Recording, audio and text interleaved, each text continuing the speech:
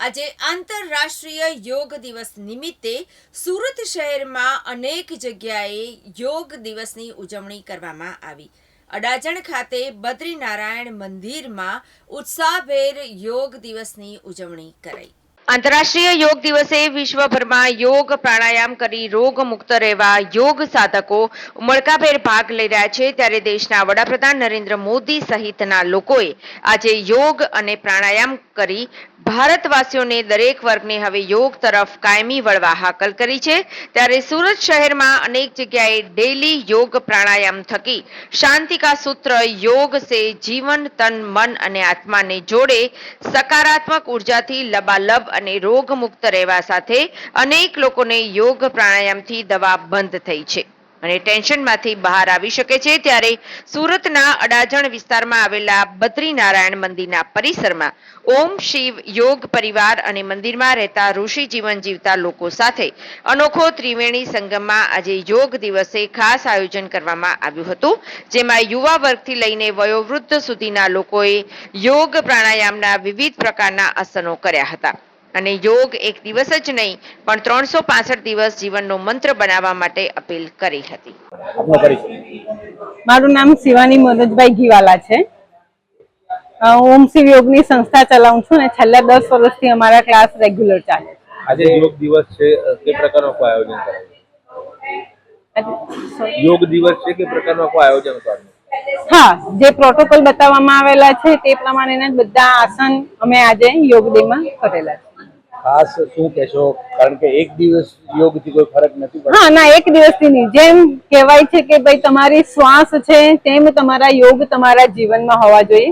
જેમ આપણે બધા જાણીએ છીએ કે યોગ એક દિવસનો અભ્યાસ નથી, તમારી દિનચર્યા છે। યોગ કરવાનો નથી, યોગ જીવવાનો છે। તમારી દરેક ક્ષણમાં તમારે યોગ હોવો જ જોઈએ।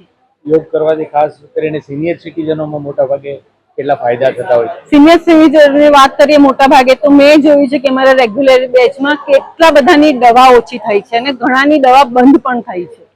તો એ દવા તમારી ઓછી થાય ને તમારા શરીર તમને લાંબા સમય સુધી સાથ આપે તેવો પ્રયત્ન દરેક વ્યક્તિએ કરવો જ જોઈએ। હું સેજલ લાકડાવાલા છેલ્લા 9 વર્ષથી યોગ ઓમ શિવ યોગ સાથે જોડાયેલી છું। હું એક હાઉસવાઈફ છું અને 9 વર્ષમાં સૌથી મોટું પરિવર્તન એ આવ્યું છે કે એઝ અ હાઉસવાઈફ હવે મારા પોતાના ડિસિઝન ઇન્ડિપેન્ડન્ટલી કોન્ફિડન્ટલી લઈ શકું છું। પહેલા જે કોન્ફિડન્સ ઓછો હતો, પૂછીને કામ કરતા હતા, તેના કરતા સારી રીતે હવે અમે પોતાની રીતે કામ કરી શકીએ છીએ। માઇન્ડ રિલેક્સ રહે છે અને જે ગુસ્સો હતો તે ટોટલી ઓછો થઈ ગયો છે। દરેક જણ મુસ્કાન કાયમ રાખવા માટે પણ યોગ કરવું જોઈએ। બેટા, કેટલા સમયથી યોગ કરી રહ્યા છો અને શું સંદેશો આપશો? હું 2-2.5 વર્ષથી યોગ કરું છું। જીવનમાં દરેક જણે યોગ કરવું જ જોઈએ।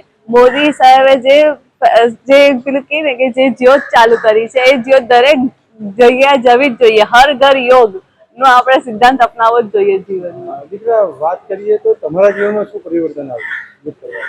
મારા જીવનમાં ઘણા બધા પરિવર્તન આવ્યા છે। ઇમોશનલી, આધ્યાત્મિક રીતે, સ્પિરિચ્યુઆલિટી, ફિઝિકલી, દરેક રીતે ઘણા બધા પરિવર્તન આવેલા। શું સંદેશો આપશો આજના દિવસે લોકોને પોઝિટિવ?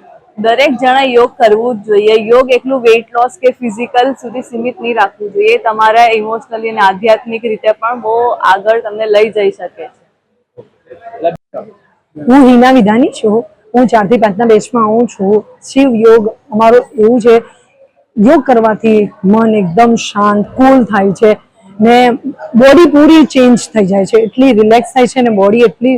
એટલે હું તો બધાને એ સલાહ આપીશ કે યોગ કરવું જરૂરી છે બધા માટે, નાના હોય મોટા હોય, કોઈ પણ એજ યોગ માટે, બધી જ એજ, સ્પેશિયલ બધી લેડીઝો, જેન્ટ્સ માટે પણ।